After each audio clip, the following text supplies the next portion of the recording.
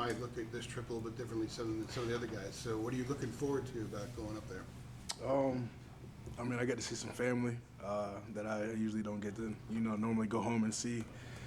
I'm excited because I've never really had enough time to go see the African American History Museum.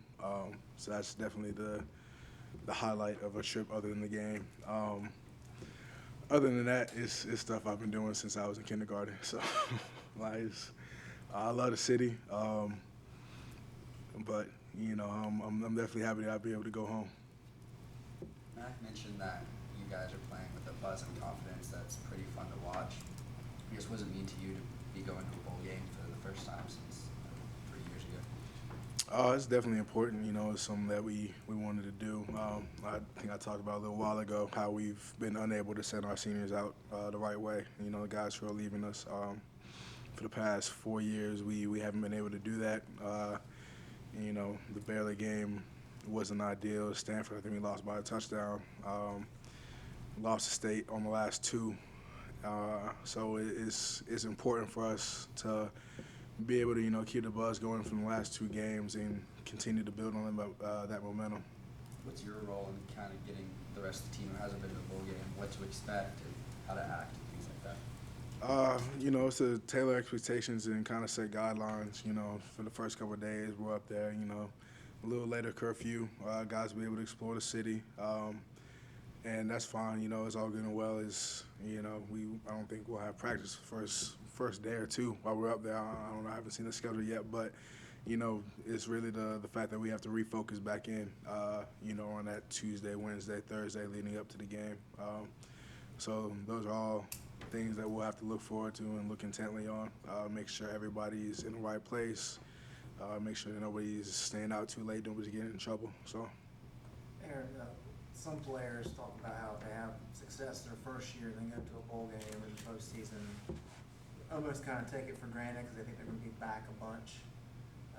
Has that dawned on you a little bit that you didn't go for 2 years after playing in the Sun Bowl, and now you have that opportunity again? Do you have a greater appreciation for it?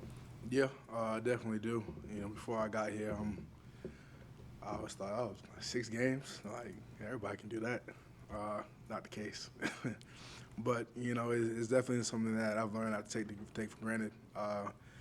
You see teams, 30-something bowl games, something like that. So obviously not everybody in the country is in the position that we are to where we can extend our season. So I feel like it's something special that we need to hold on to and make sure that we keep building year after year so that, we don't fall down the same path that we went on 2 years ago. Have y'all done much scouting? I know the coaches obviously have. Has the team done much for Temple yet? Yeah, everything that we've done the past couple of days has been geared on them. They're a good team. They're a hard-nosed team. They have some guys on their old line that have gotten all conference for their conference. It's not like they're gonna walk in and lay down because they're playing a Power 5. These are guys that have chips on their shoulder because they got to where they are through whatever path they took, and they're coached by a guy who has some connections to NC State through way of their coaches, and I feel like they kind of carry that same mentality with them. So we expect the same hard-nosed, greedy game. Aaron, what was your reaction to Chaz Surratt saying he wanted to come play defense?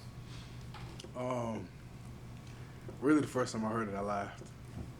But he took every step after that, and you got to tip your hat to him. We're all happy for him, and the success that he's had. It's a great story. Was there some point when he made the switch you stopped laughing and said, Oh, yeah. wow, this is a good move? After the first week, I had to stop laughing because it was reality. It wasn't a joke anymore. And obviously we could see that he put his best foot forward and he wasn't taking the switch lightly. It was something he's intent on doing, and he made sure that we knew he was serious about it. So, as soon as he started putting the work in, guys realized this is this is happening, this is real, and this could be a good thing for us. And Max said he actually stood up maybe in a meeting and apologized to the defensive guys because he didn't realize how hard it was, the work you guys had to do. Do you remember that? Yeah, training camp. You know, he got a chance to talk to us, and he made note of kind of the difference between the approach of quarterback preparation and, you know, what we go through on the defensive side in that particular part of the season. You know, obviously it's hard work on them, but it's a little bit more physical since, you know, we're not really allowed to touch the guys in the black jerseys for most ever. Aaron, Mac was telling us that some teams on the recruiting trail have tried to use his age against him. Curious, was there any concerns with the players when he was hired about that aspect? And then kind of how has he shown himself with regard to his age throughout the course of the season? No, I don't think anybody was coming in thinking, you know, oh, it's an older guy, and I don't know. You know, he brought in coordinators that he felt best fit us and the scheme and the guys we had, and really I feel like that was the biggest thing, the staff that he brought with him. Plus, you know, I think he made note that Roy is slightly older than him. So, I mean, I don't know what else you can say about it. Anything else, guys? Thanks, Aaron. Thanks, Aaron. Thanks, Aaron. Appreciate it.